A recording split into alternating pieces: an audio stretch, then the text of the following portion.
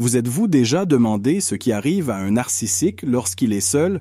Sans public à impressionner ni source d'admiration pour nourrir son ego, le véritable combat du narcissique commence. Aujourd'hui, nous allons explorer les coulisses du monde solitaire du narcissique et découvrir ce qui se passe réellement lorsqu'il est seul. Les narcissiques sont passés maîtres dans l'art de maintenir une façade de charme et d'assurance. Mais cette image cache une réalité bien plus fragile. Lorsqu'ils sont livrés à eux-mêmes, ils sont confrontés à leur plus grand défi, faire face à eux-mêmes sans validation externe constante. Dans la vidéo d'aujourd'hui, nous allons découvrir les 7 comportements typiques des narcissiques lorsqu'ils n'ont personne à manipuler ou à impressionner. Commençons. 1. L'auto-admiration. L'auto-admiration est un comportement remarquablement courant chez les narcissiques, surtout lorsqu'ils sont seuls.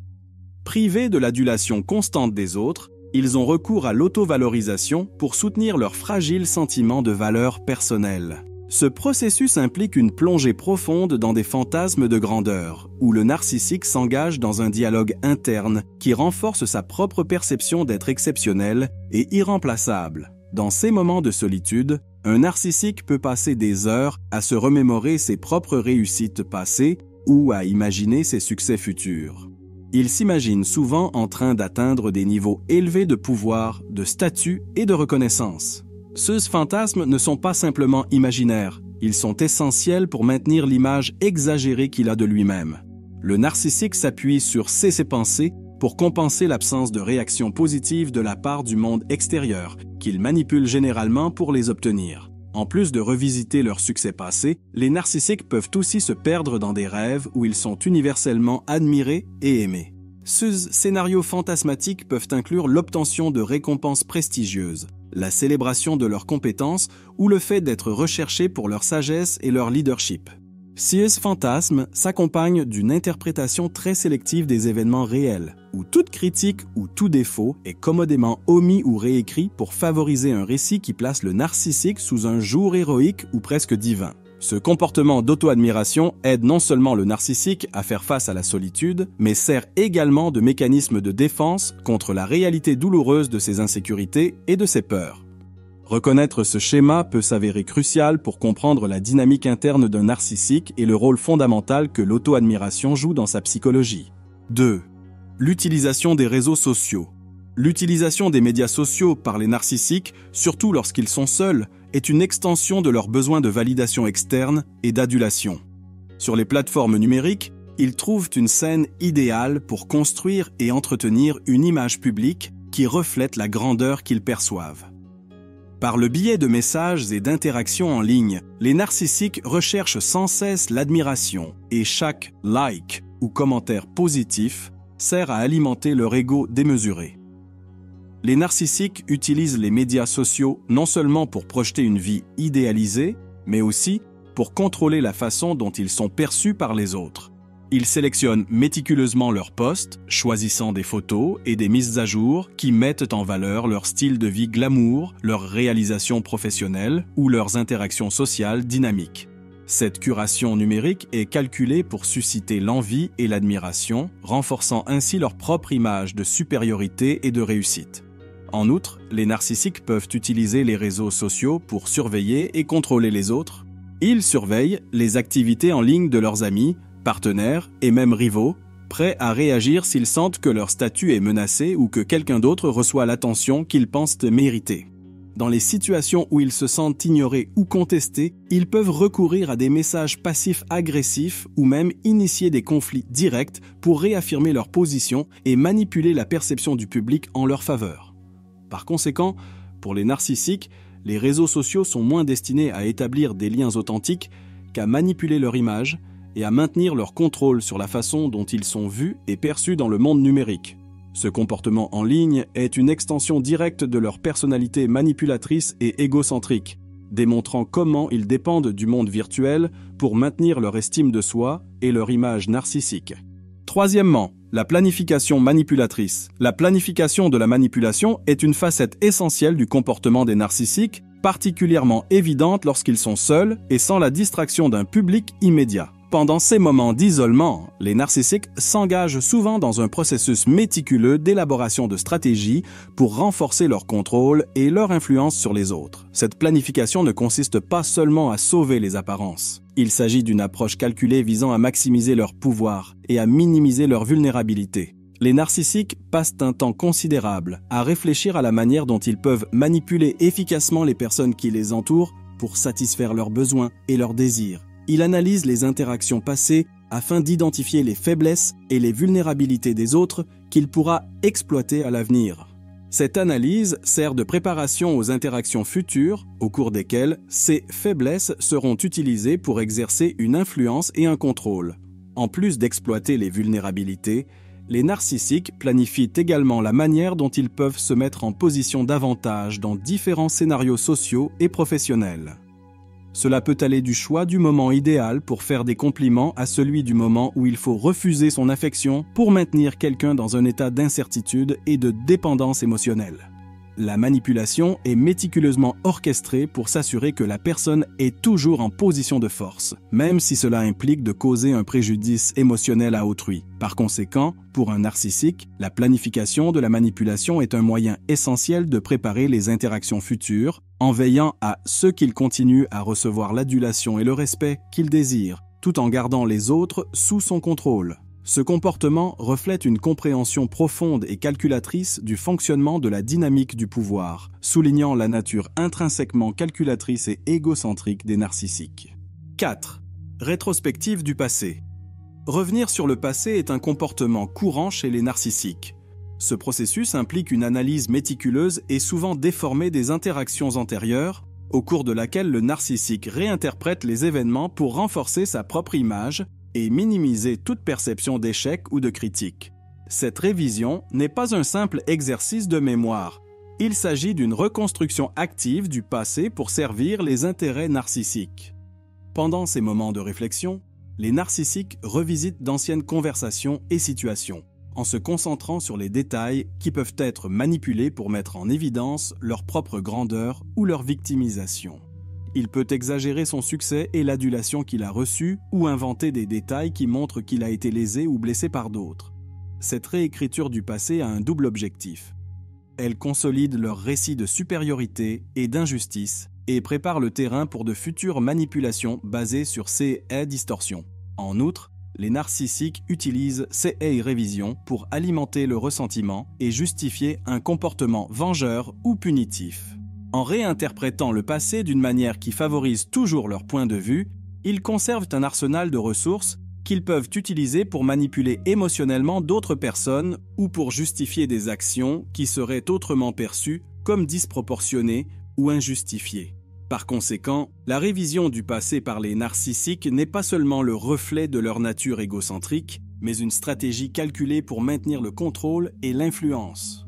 En reconnaissant et en comprenant ce comportement, les personnes qui interagissent avec des narcissiques peuvent mieux se protéger contre la manipulation basée sur de faux récits et des souvenirs déformés. 5.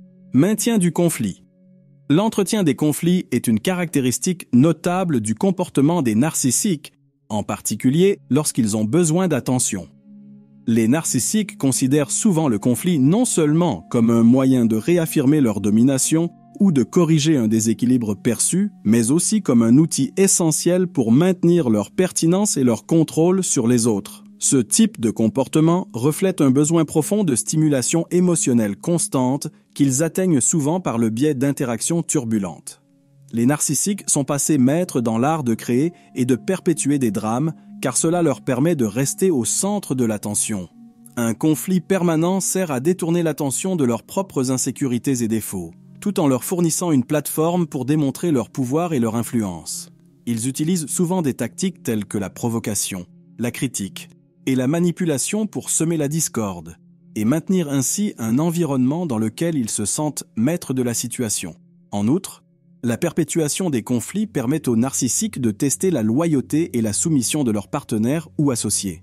Ils observent attentivement la façon dont les gens réagissent sous la pression et utilisent ces informations pour ajuster leur stratégie de manipulation. Cela leur permet non seulement de rester engagés et impliqués, mais aussi de s'assurer que toute contestation de leur autorité est rapidement sapée ou discréditée. En reconnaissant que l'entretien des conflits est une tactique narcissique, les individus peuvent mieux se protéger contre de telles manipulations. Il est essentiel de comprendre que, pour les narcissiques, les conflits ne sont pas de simples disputes, mais des outils calculés pour soutenir leur ego et manipuler leur entourage. Cette compréhension peut aider les gens à garder une distance émotionnelle et à ne pas s'impliquer dans des jeux de pouvoir préjudiciables. 6. Comportement impulsif. Il s'agit d'une pratique courante chez les narcissiques, qui consiste à réactiver des relations antérieures ou à réutiliser d'anciens partenaires comme source d'attention et de validation. Ce comportement révèle la dépendance permanente du narcissique à l'égard d'une source externe d'admiration qui est cruciale pour maintenir son sentiment de valeur personnelle et son image gonflée de lui-même. Lorsque les narcissiques se retrouvent isolés ou manquent de nouvelles sources d'approvisionnement narcissique, ils se tournent souvent vers leurs réserves, c'est-à-dire des personnes qui ont joué le rôle d'admirateur ou de soutien dans le passé.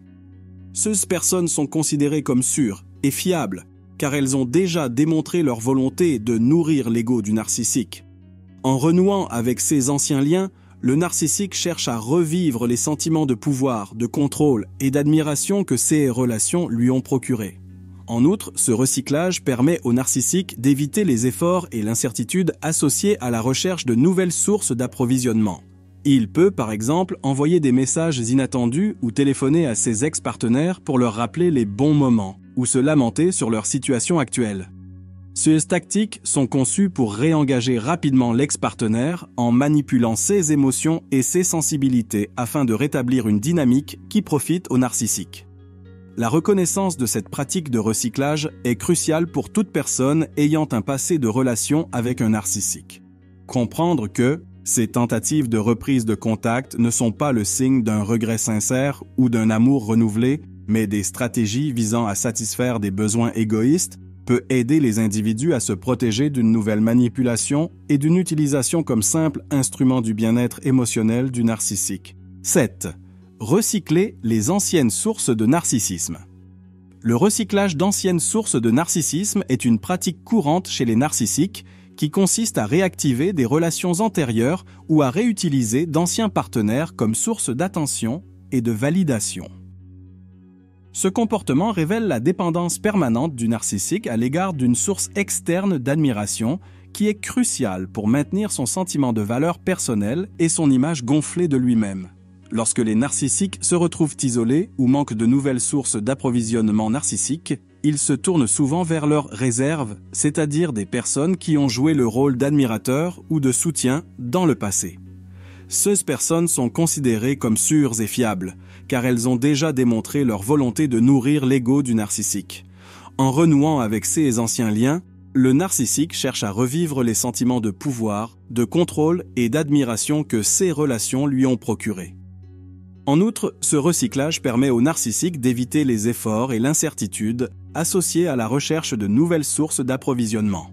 Il peut, par exemple, envoyer des messages inattendus ou téléphoner à ses ex-partenaires pour leur rappeler les bons moments ou se lamenter sur leur situation actuelle. Ces tactiques sont conçues pour réengager rapidement l'ex-partenaire, en manipulant ses émotions et ses sensibilités afin de rétablir une dynamique qui profite au narcissique. La reconnaissance de cette pratique de recyclage est cruciale pour toute personne ayant un passé de relation avec un narcissique. Comprendre que ces tentatives de reprise de contact ne sont pas le signe d'un regret sincère ou d'un amour renouvelé, mais des stratégies visant à satisfaire des besoins égoïstes peut aider les individus à se protéger d'une nouvelle manipulation et d'une utilisation comme simple instrument du bien-être émotionnel du narcissique. Il est essentiel de comprendre les comportements que les narcissiques adoptent lorsqu'ils sont seuls pour reconnaître la profondeur de leur dépendance à l'égard de la validation externe. Qu'il s'agisse de revivre le passé pour s'affirmer, de manipuler les réseaux sociaux pour maintenir son image ou de recycler d'anciennes relations pour s'assurer une admiration constante, le narcissique cherche continuellement à combler ses insécurités intérieures. L'identification de ces schémas permet non seulement de se protéger contre la manipulation, mais aussi de comprendre la nature fragile du narcissisme.